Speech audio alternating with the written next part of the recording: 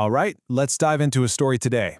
It's called The Lantern in the Forest, and it's a really simple but honestly pretty powerful tale. It's all about pride, wisdom, and that surprising strength we find when we finally let other people in. So let's see how this all unfolds. And boom, right out of the gate, we get to the heart of the whole conflict.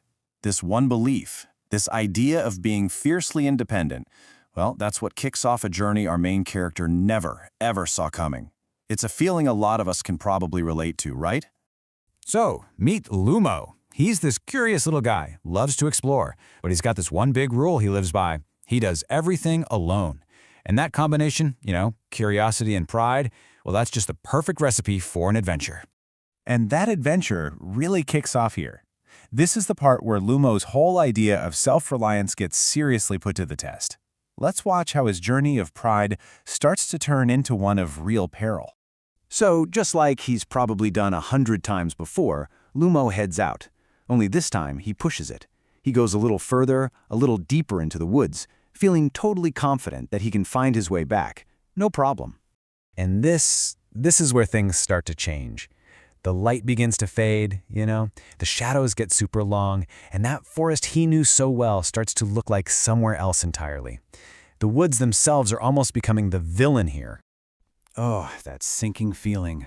That moment when you look around and realize absolutely nothing is recognizable. You can just feel Lumo's confidence starting to crack as he gets it. His internal compass is completely broken. He is, officially, lost. So here's the crucial moment, the real battle. It's all happening inside his head. Fear is screaming at him, call out, get some help. But his pride, that core belief that he never needs anyone, well, it's just louder. It keeps him silent, leaving him all alone with that fear in the dark. But just when things feel their most desperate, the story takes a turn. Something new enters the picture, something that offers a little bit of hope and maybe some guidance. Just imagine that. You're in the middle of a dark, terrifying forest, and suddenly you see a single point of light. It's such a classic symbol of hope, right? A literal beacon in the darkness, and it's about to change absolutely everything for Lumo. And the source of that light? It's Taro. And get this, he's not some big, scary rescuer. He's a wise, calm turtle carrying a lantern. Taro is basically experience and patience and this gentle offer of help with zero judgment attached. And even then, even with help standing right in front of him, Lumo doesn't just jump at it. That pride is still there, it's still fighting. You can see him weighing his fear against that core belief, and for a second, it looks like his pride might actually win. But the world around him keeps getting worse. The darkness is thicker, the sounds are scarier, and that external pressure finally gets to be too much for his internal pride. And in that moment, when he finally gives in and says yes, that's when his real journey can actually start. Okay, so Lumo accepted the help. This next part is all about what he learns on that long walk home. It's not just about getting out of the forest anymore. It's about getting the wisdom to make sure he never gets lost in that same way ever again.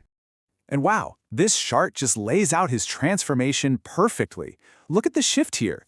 On the left, that's him when he was lost, full of pride, fear, and just confusion. And on the right, that's him being guided, humility, guidance, and actually learning. It's a total 180. And see, this is the best part. Taro doesn't just lead him out by the paw. He teaches him. He shares this real, practical wisdom about how to actually read the world around you. These aren't just survival tips. They're lessons in paying attention, skills that Lumo's pride had made him completely blind to before. So, they make it. And Lumo's first reaction isn't just relief, it's genuine gratitude. A real, heartfelt thank you. And that right there shows you the internal change is complete. He is not the same prideful fox who walked into those woods.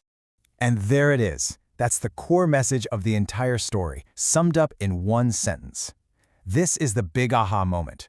Realizing that it actually takes strength to admit you're lost. It takes strength to be vulnerable and let someone else guide you. That's the real lesson. So what are the big takeaways from Lumo's whole ordeal? Let's just boil down all the wisdom he picked up in that forest. You know what's so great about this? The experience didn't crush his adventurous spirit. Not at all. He didn't stop exploring. He just did it differently, with a lot more awareness, a little more humility, and all that new wisdom he got from Taro.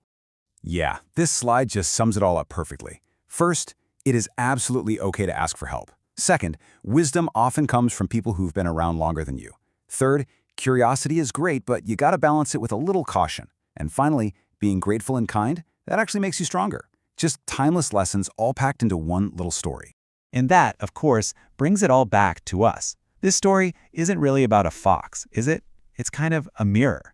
So, I'll just leave you with this question to think about. What forest, what project or problem or personal challenge are you trying to get through all by yourself? And who might be standing nearby holding a lantern for you?